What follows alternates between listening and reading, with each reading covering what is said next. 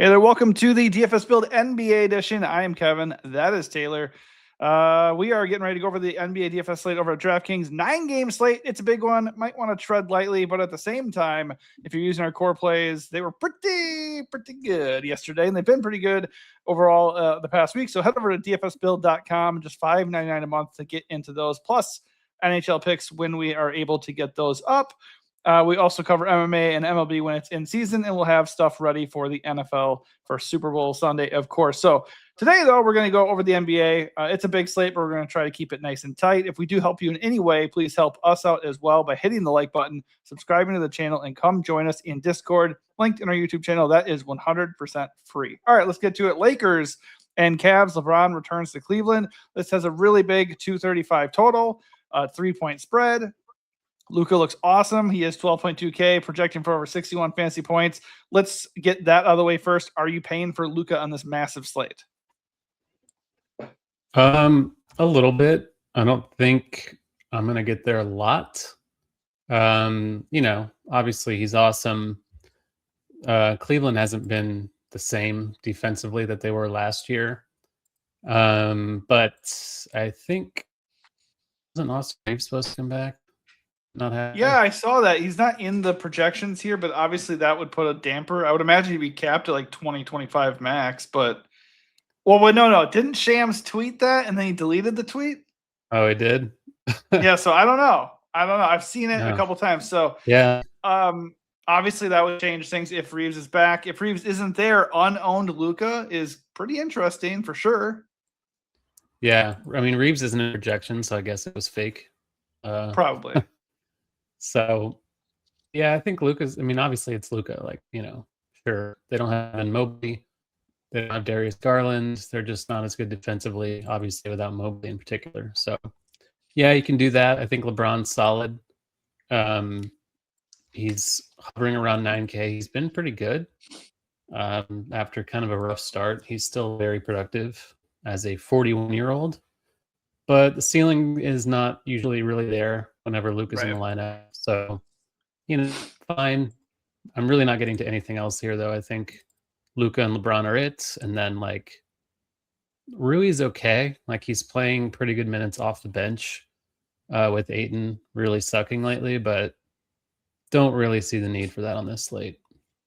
No, I think you can always play LeBron for the narrative, returning to the land, going home to Cleveland. So there's that.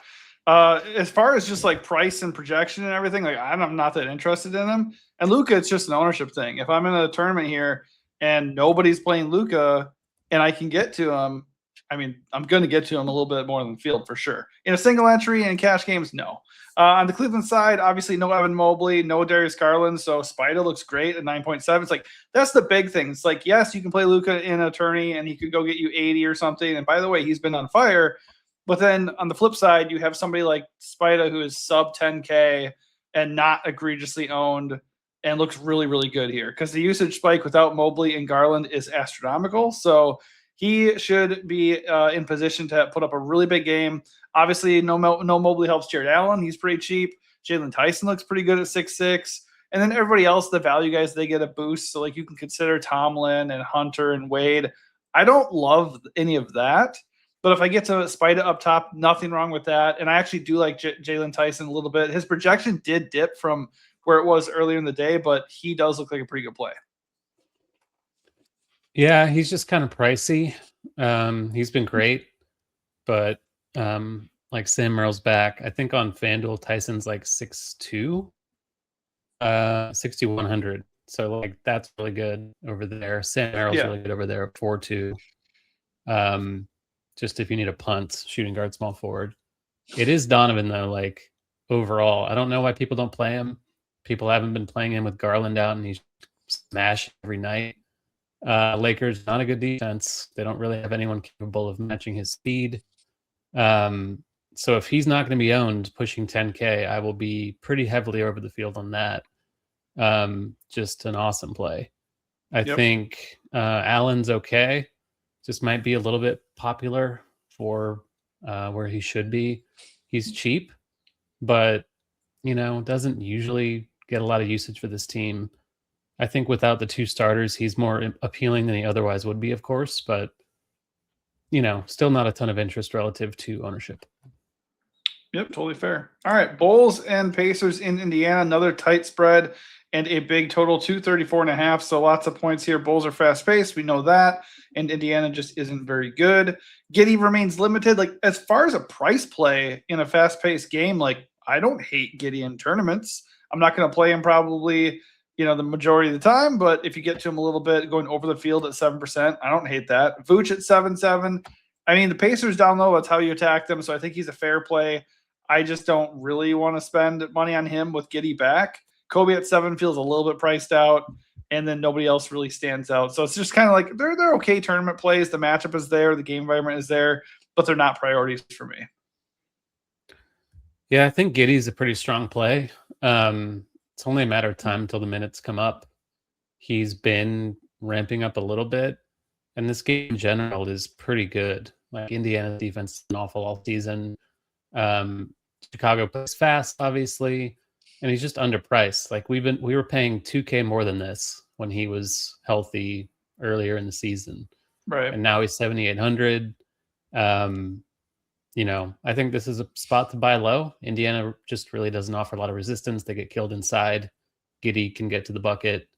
I think it's, for the same reasons, a great spot for Buzelis, a great spot for Vooch.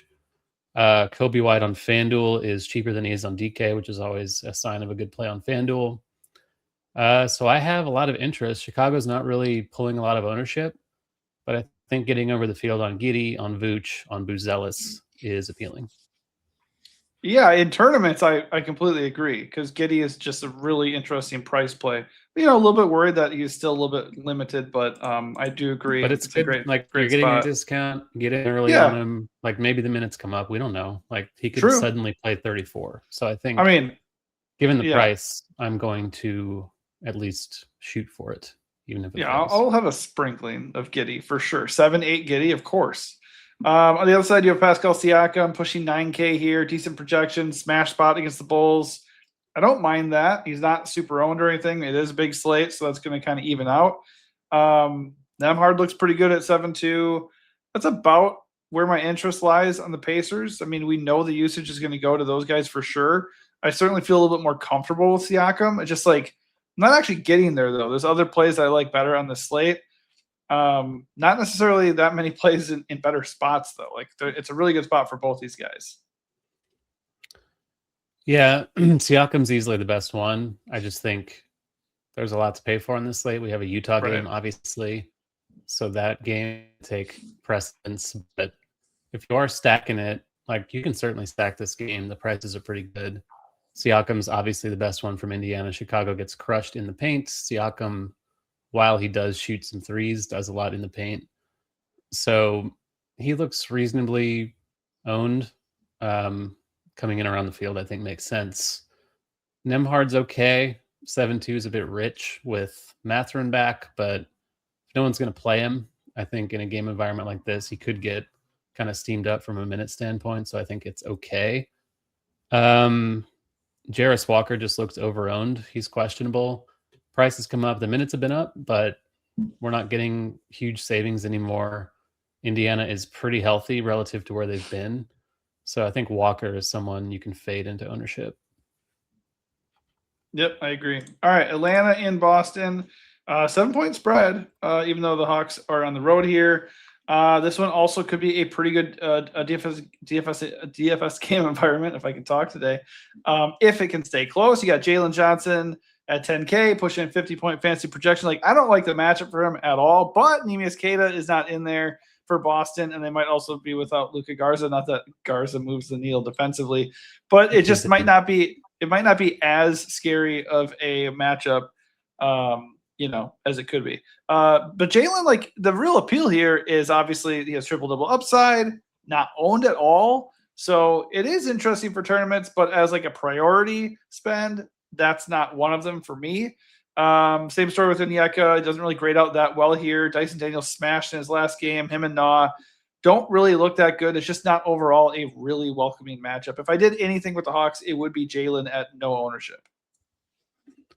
Yeah, I think Johnson is really good. If you need someone to pay up for to be different, that's the guy who I think would be first on my list. Yeah. Donovan. I think Donovan will just be more owned. So Johnson, like no one's gonna want to play against Boston, but like you said, Keita being out makes a huge difference Right. for their interior defense. So I think Johnson's great. I think Daniels is okay. 67 is a bit cheap on DK for him. So I think that's decent, kind of in the same vein as Andrew Nemhard. Okungwu looks a little better without Keita also. Not really getting there a lot. 75 is pretty full for him, but still no Porzingis, so the minutes are pretty safe. But Johnson, I think, is the one that I, would prioritize, and then everyone else just kind of a leftover. Yeah, I think it's just like if you go up top and if people start flocking towards Spida and Siakam and everything, and even Curry's gonna be really popular, only $1,000 more. Jalen, he looks like a really interesting tournament play for sure. The other side, like another guy who could get some ownership is in that same price range that you could pivot to Johnson from is Jaylen Brown, but I really like Jaylen Brown here. Jaylen Brown is just like an elite, consistent player. Like in terms of consistency, he's elite. 50 plus fantasy points in like each of his last 8 games or something crazy. He's been on fire. Like he's not normally going to get you like 70, but he has such high usage. He's so efficient. He just like always gets 50 plus. So if you just want 50 at sub 10K here, I think Jaylen Brown looks amazing in a really good matchup with the Hawks. Derek White 7-9 is a pretty good play. I don't mind that at all. I think I just prefer Jaylen though. Not really into Pritchard, but I think the price and projection, the matchup, it's all just good enough that if you want to play him, it's fine. And I actually have a little interest in like Amari Williams at 3.7. He looked pretty good off the bench. The rookie is pretty active. Very small sample size, but the matchup is welcoming, and he's sub 4K. So that's kind of interesting. And of course, Garza. I'm assuming he starts here at 4.2. But if he's going to split the minutes, it's like you can go either way. If he ends up getting ownership, Amari actually is pulling a lot of ownership. I didn't see that. That's a little scary. I don't know how I feel about that, but I think in a vacuum, he looks like a pretty good value. He's cheap, but it's like he's barely played, so we don't really know what he's all about. Right. I think he would start. He started when Keita missed over the weekend. Garza like barely played. Garza's been banged up. It's fine, but if people are going to play that, like center, you only have 2 center slots. And if someone like this is going to get a lot of ownership, that means a lot of high upside plays at the position are just naturally going to go overlooked. So I would rather use center / utility to play a center that's not Amari Williams if he's going to be owned 25 to 30%. Yeah. That's a pretty bad play, I think. I agree about Jaylen I didn't being an see awesome the play. ownership. I didn't see the ownership. I agree at that ownership for sure. I mean, I thought he was a decent play at that price until I saw he's going to be like 30% owned. I mean, I don't think he's like a bad play since he's so cheap, and Right. centers can kind of fall into fantasy points, but given the positional eligibility, center only, there's just a lot of opportunity cost. So if a lot of the field wants to play that, I'm fine not playing that. I think Brown's awesome. Brown's always awesome. He's not egregiously owned at all. A good matchup too. White, not for me on this slate. Pritchard is okay. Simons looks over-owned. So kind of just Jaylen Brown, I think, for me on this team. Yeah, for the most part, I'm there. That's where I'm at as well. Knicks against the Raptors. The Knicks played yesterday. Cat and Brunson do not project that well here. Josh Hart is questionable, which obviously could provide a bump to OG and Mikal Bridges. I don't really like playing guys against the Raptors these days. They're actually pretty good defensively. It's in Toronto. It's the second leg of back-to-back. I have like no interest in the Knicks. Yeah, Brunson and Towns look a little cheap. 85 and 83 on DK. So I don't mind that. I think this slate has a lot of good pay-ups, and not a lot of them are going to be like very popular. I think you can add both of them to that list. They're not as high on it as someone like Jalen Johnson or even Jaylen Brown, but I think individually they're okay. If Hart's out, like you said, Bridges and Anunoby look a little better. I think Miles McBride is out. Yep. So I don't really know how Hart missing would affect the lineup. I assume it would be Shamet starting. But it could also be Kolek. It could be Clarkson. Clarkson's been kind of buried lately. I don't think I want to mess with any of the cheap stuff if Hart is out. I think I would just kind of focus on Towns, Brunson, but even then they're just like secondary options. Yeah, I mean, like they would definitely need to be on our radar if they start. But I mean, Kolek and Brunson starting together seems kind of bad because Brunson. I feel like it would be Shamit, and he's like, yeah, not I agree. someone you want to play. No, he's so one-dimensional. He has to hit all his threes to hit. But like, yeah, but I just don't see why they would start Kolek there with a healthy Brunson. It doesn't make any sense to me. And if they did, I'd be really worried about that, even at 3.1, because Brunson commands the ball so much. And how is Kolek going to hit? What is he going to do? His big thing is getting assists. So, yeah. We did see him close like on Christmas. I think he was closing. Like we've seen it. Yeah. But it seems like lately he's kind of fallen by the wayside again. So, yeah, not worth talking about. No. So on the other side are the Raptors. I think Scotty Barnes is way too expensive here. I think for tournaments you can always play Scotty Barnes. But I put out a fade article today, and one of my fades was Scotty Barnes at 9.6K. His projection sucks. Unless you are getting just raining down from threes against the Knicks, it's kind of hard to score on them, especially on the inside. So like it's not really that good of a matchup for what he does. He's going to need to hit some outside shots or rack up a ton of peripheral stats. And I'm just not going to pay for it to find out. I think there's just so many other good plays. Jalen Johnson, Jaylen Brown, Wemby even, Curry. Like there's just so many other good guys. Spida, I just don't need to do it. Ingram quickly, I think the matchup's pretty good for them, but their projection stinks and they're not cheap. So I'm not super psyched about anybody here, to be honest. Yeah, I think this team is very easy fade. Is Murray Boyles back? He is, isn't he? He's questionable, but I think he's going to be back. He's 6'1", so nope. Yeah, like if he's in, like Mamu, they're all too expensive. So this team is a full fade for me. Yep. All right, Orlando in Miami. This is a 229.5 total. Not too bad. And also it is a 3-point spread. So the Magic are kind of all expensive. You got Suggs back. You have Black and Bane. The only guy who's not here is Wagner. So it's like 9.4K Banchero. Like I know it's a game against Miami. We should have a little bit of interest, but nobody here projects so well that I feel like I have to play them. I think you can play Bane and Black in that, but I think the only guy I would want to play is Paulo. I just feel like, again, I'd rather play other guys up in this price range. Yeah, that's the thing. Like he's a good play. Sure. We saw a ceiling the other night against Cleveland. Miami's been a pretty rich matchup all season. So, yeah, like I think he's under-owned, but that's true of a lot of guys. Jalen Johnson, I keep talking about at the same position, is just straight up better for 600 more. Yep. I think you're just getting a higher floor. You're getting a more consistent ceiling there. Banchero is a better matchup, but still not like dying to get to him. I think all these guys, Banchero, Wendell, Anthony Black are better on FanDuel. Carter's 5,100 on FanDuel, which is really cheap. He's Wendell Carter, so it's not exciting, and he's facing Bam, but he's cheap. I'm okay with that.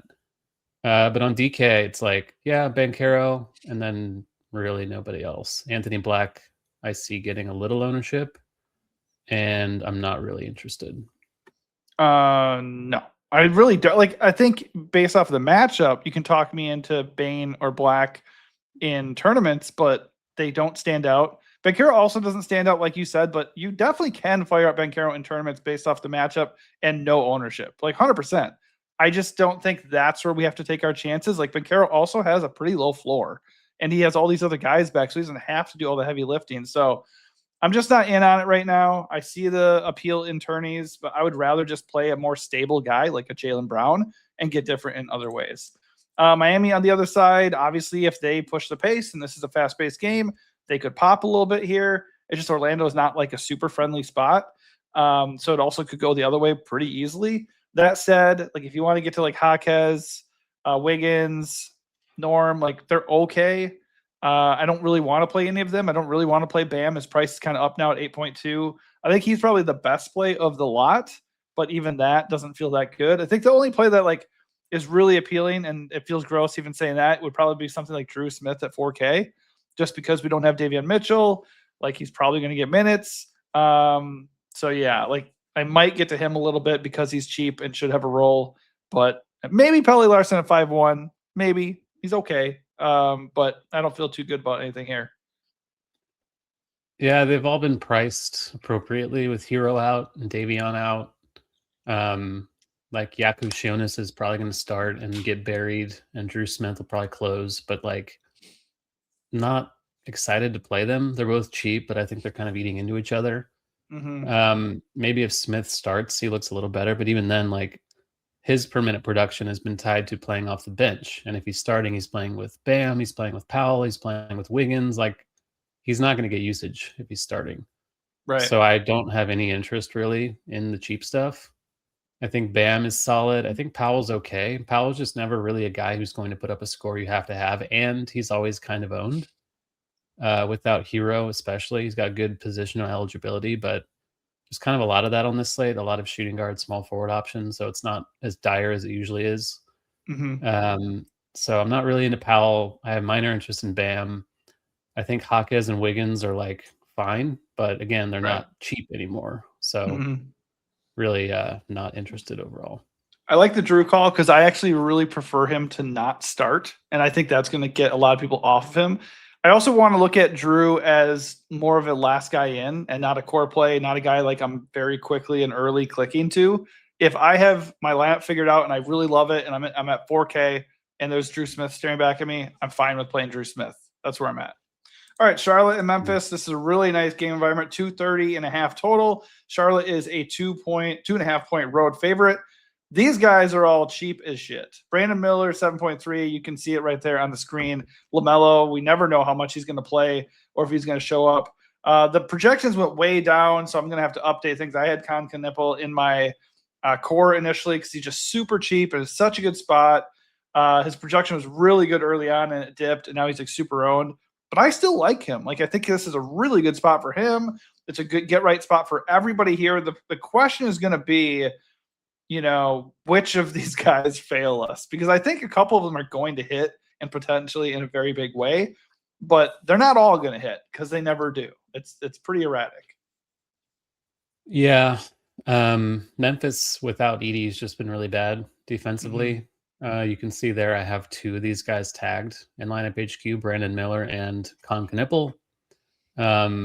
Knipple, like 62 is cheap. He's been rebounding like crazy for some reason, just kind of stuff in the stat sheet overall. Memphis allows the third most 3-point attempts per game. So that's music to Con Knipple's ears. That's great for Brandon Miller. You know, LaMelo in theory, but I'm not playing LaMelo on this slate. I think Miller's awesome. I think Knipple's awesome. I think Bridges is really cheap, but he's also probably going to get kind of steamed. I could see it at 6,300, like the cheapest salary we've had on him in years, it feels like. I don't think he's a bad play, but I'd much rather get to Miller or Knipple.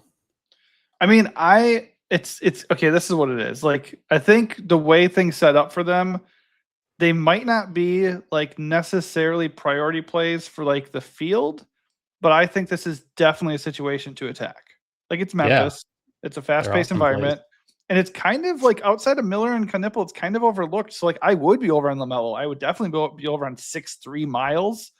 A little bit of interest in Diabate at 5'1. I just would make sure I'm not like stacking four of these guys together. I'd split it up a little bit, set a rule like you always talk about. And you know, if I had to pick one of those top four that I don't have confidence in, it would be LaMelo. He's the most expensive one. His minutes are the most volatile. So I'm starting with Con because he's so cheap. And then I'm looking at Miles and Brandon Miller. But all those guys we will want to have a little bit of exposure to. And probably either meeting or being over the field. Memphis on the other side, JJJ with no John Morant, I guess. He never works out when it makes sense to play him. So here's the thing. It's going to be a good environment. They're going to need him. The usage should be there. Has he answered the call much this year? Nope. But he could. 6'4 Cam Spencer doesn't grade out like amazingly, but he's a good play. Like, I'm okay with paying 6'4 for him. Not a core play at that price. And his projection is not through the roof, but nobody's going to play him, and he's a decent play. Cedric Howard is a better play, in my opinion. Not going to get as many minutes in a close game, but he will get a high usage rate, and he does have a ceiling. And Santi Aldama, like, I'm fine with that. He's been banged up and stuff. He seems kind of limited, but he does have a ceiling. Jock Landale has been crushing, absolutely crushing. So I don't mind getting him either at 5-7. Just honestly, across the board, like stacking up this game is very appealing. I think the Charlotte side's awesome. I think the Memphis side is not so much. Like they just don't play a lot of minutes. There's only one guy projected to top 30, and it's Jackson. Jaren Jackson, to be clear. So like you can play Coward, you can play Spencer. They're just kind of priced accordingly, at least. Shooting guard, like I said, is a pretty strong position. So Coward's pretty far down the list. Spencer's priced up. He plays like 27 in this role without Morant. Good per minute. But again, like point guard is another position that's always strong. So not loving anything here. I think Jackson's fine. That's really it for me. Yeah, and I'm speaking like to big GPPs, like big tournaments where we want an edge. I think if you're going to play Charlotte, especially, I think coming back with 1 or 2 Grizzlies does make sense because nobody's going to be on them. And if we can push for a few more minutes here, these guys would end up being pretty good plays. But obviously, in a more contained setting, they're volatile for sure. Minnesota against Dallas, they have a good matchup here. Anthony Edwards is back in 9.3K, feels a little bit cheap for him, so I do like him quite a bit. With him back, I'm not as interested in 8.6K Julius Randle. I think Rudy's okay. DiVincenzo is a little bit expensive for when Ant was out. Nas feels a little bit better. McDaniels is whatever, and we can't play Bones. So love Ant, and if you get to Rudy or Nas, I don't have a problem with it. Yeah, I think Rudy's the best thing here. Dallas front court's been really bad. Dwight Powell starting. AD, lively, very attackable in the paint, not great on the boards. I think it's an awesome Rudy spot. 6,400 is a good price tag too. Edwards is good. Like there are so many good like pay up options, and most of them look under-owned. I think you can add Edwards to that list. I wouldn't say he's a priority, but obviously the ceiling is there. Nas looks a little over-owned. Randall's pricey. I'm not really into the rest, but I think Gobert is a great play. Yeah, I agree. Edwards is not a priority, but I think he's a pretty interesting Steph Curry pivot. I will say that. On the other side, for the Mavs, Cooper Flag, questionable, but he's 8K. Not a good matchup. Not a really good time to plant your Cooper Flag, so to speak. Najee, a little bit pricey at 6'9". Whatever. Najee has a role. He's 6'9", so there's that, but he has a role. He's been very productive lately. Brandon Williams is probably the guy that looks the best here at 4'9". His projection went way down from where it was earlier, and he's going to be really owned, but he looks pretty good, even though the matchup kind of stinks. I mean, if Flag is out, he'll look better. Flag is not really there. I mean, they'll also get absolutely destroyed if Flag is out. So yeah, that's certainly possible. I think Christie is great though. Like his price never really budges. Minutes have been very strong. He's been good per minute. It kind of feels chasey because it's historically not a guy who's a great per minute producer, but since the price doesn't move, I think he's a pretty good play. Who's not really getting ownership either. So like I think it's solid value. Fine with Najee. The role has just been monstrous, even with Flag in. With Flag out, he's essentially the point guard. Even with Flag in, he's essentially the point guard. So I think he's fine. It feels really crazy to pay 7K for him, but like he's worth it. Flag, if Flag okay. Is out, how do you not pay for him at 6.9? Yeah, well, you said they might get destroyed. No, I know, but about that, then he might. Well, I'm always going to be worried about that. But if Flag is out, Najee's going to run the offense and get like a shit ton of usage for at least 3 quarters. Like that's pretty damn appealing because he's unlike some of these other guys. When he gets thrust into a huge role, I don't know why or how, but he actually responds and like delivers usually. Yeah, he's going to play either way. Just playing a lot without AD and stuff. PJ's been limited. Gafford's limited. Powell. I think Flag is a solid play if he's in, but not anything I'm getting to a lot. All right, totally fair. All right, Dubs and Jazz, the game of the night, or it's going to be a 50-point drubbing. Either way, we don't know. But Curry looks really good, pushing a 50-point fantasy projection, only 9K. A little bit too cheap for his role in the matchup. He looks amazing, and he's not even that owned, really. So I like him quite a bit, just about as much as everybody else. Pajemski is 6'3", and he was horrific in his last game without Curry there. But I think Curry being around is going to obviously help him quite a bit, and it's the Jazz. So I'm totally into playing Pajemski either way. Draymond Green is a good price, and the matchup is great. Don't love that he's chalk. It was actually flipped earlier in the day, so I might have to flip-flop on this a little bit because it was Draymond getting steamed, and then Horford was kind of getting overlooked, and now it's Draymond at like 25% and Horford at like 51. Which feels insane. So I guess I'm kind of going to switch a little bit on that. If you're looking at my fade article today, Draymond was in it for those reasons, but now with the ownership flipped, I might be going the other way a little bit. And Moody at 5.2, Melton at 5K. These guys are getting minutes. You can play them, but really you can play anybody because it's the Jazz. But mostly it's Curry and Pajemski for me. Yeah, I think Curry's awesome. Really nothing to add. Like, it's Utah. Horford, I get it. Like, he's cheap and starting and it's Utah, but I can't believe that 50% ownership is unbelievable.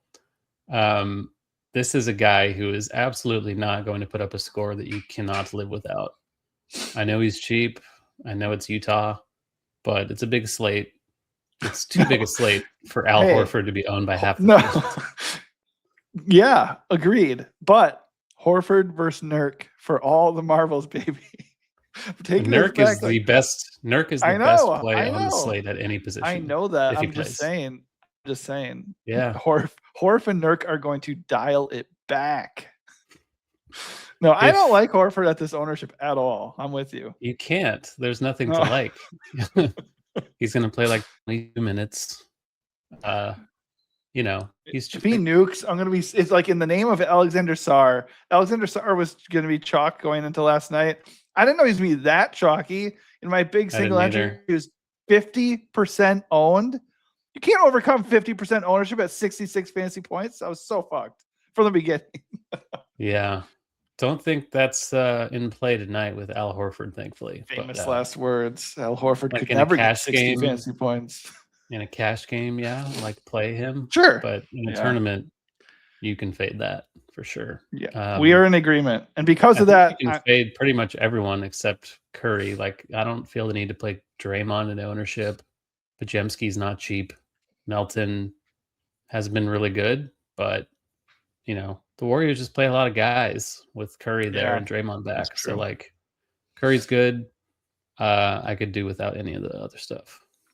Yeah, and Pod was in my core to start the day because he had like a 37-point projection. That came way down, so not as psyched to pen him in for the day. All right, on the other side of the Jazz, Nurkic, his projection also came down considerably. He started the day at 44 fantasy points. I was like, okay, yep, definitely have to play that. He still looks pretty good here, though.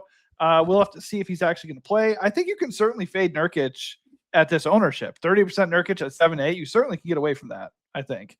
Keontae George 8-3 looks pretty good if you're going to pay up for Curry as a comeback. I don't mind either of them. I'm pretty out on the rest because much like Golden State, they're just going to play a ton of dudes. Like, you can look at Bryce Sensabaugh, you can look at Ace Bailey. If Nurkic is out, Filipowski is still definitely in play at 6'4", but it's mostly Keontae and Nurk. Yeah, I think Nurk is fantastic. He's dealing with an illness, which is obviously not great, but he's too cheap. Like, he's been unbelievable. He's averaging like 1.59 DK points. Didn't know he was sick as well. Great. Yeah, well, that's what they say. It's Utah. They just sit him for no reason. I don't know if he's actually ill. He might not be. Just what the tag says. But I think he's awesome if he's in because Golden State does not protect the rim at all. So I think Nurkic is just a smash if he plays. I agree. I just do think, if you're entering a lot of lineups, going a little bit away from him wouldn't be the worst thing in the world because of the price and ownership, but he is a really good play. Spurs and Rockets for the last game of the night. Wemby at no ownership.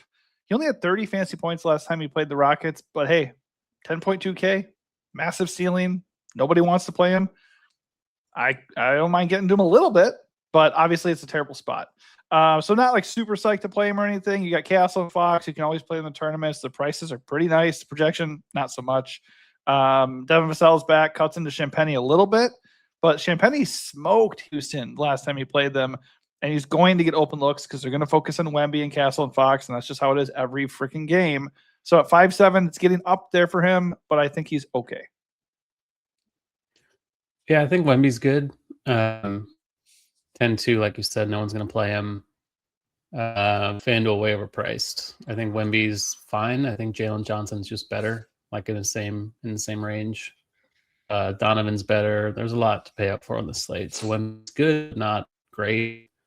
Nothing's great. I think the guards are okay. Fox, Castle, but not playing Champagny, not playing any of the other stuff. No, Wemby is a great big GPP play. He's a great just tourney play in general. Like if single entry, you want to eat a ton of chalk and make 2 big changes, Wemby is a pretty good big change up top. He's just not a actual priority because it's not a good spot. On the other side, you have Şengün, who kind of roasts Wemby a lot, like he did last time. He had like 53 fantasy points. Kind of feel like he's the better play. $1,000 cheaper at home. He's been better in this matchup lately. Projections, on par with Wemby's. Just think he's a better play. KD, $300 less, similar projection. I think he's okay. Like every time I tell you not to play KD, you know what KD does? Makes me look like an idiot. So I'm not going to say anything else about that. It's always fine. Don't have a problem with him. I just think Houston is just those top 3 guys, like forever and always. And Tari Eason at 6K, I guess. Like he looks okay. Reed, 15 minutes last game. What the hell? We can't really trust Reed Shepherd ever. He was against the damn Grizzlies. He played 15 minutes. So he's 4-3. He could light it up off the bench. I think he's viable, but he's risky. He's a GPP only. Yeah, I think the main guys are all good. Kevin Durant being the best. He's another guy whose price doesn't move. 8,900, guard forward eligible. Huge minutes every night. So fantastic play. Şengün, like you said, has fared well here against Wemby. Wemby's just a little 100-pound bitch. So, of course, you can't handle Şengün. True. I think Şengün's got those good. thick legs. I think Amen, while the worst of the 3, certainly can pay off 8,100 in this spot. Sure. So I think all 3 are interesting individually.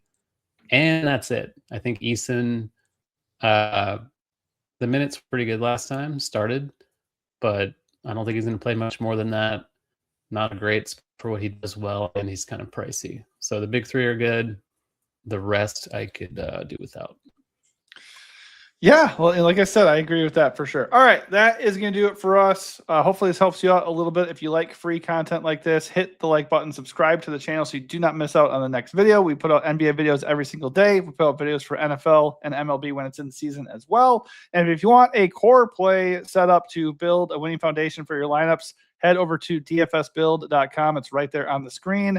Just $5.99 for the month to get access to every single piece that we put out. And that includes our favorite plays for the slate, how we are approaching the slate, and just overall analysis for every single slate. So definitely consider doing that. And if you just want more free advice, head over to Discord. It's linked in our YouTube channel, and it is 100% free. Thanks for watching, and good luck.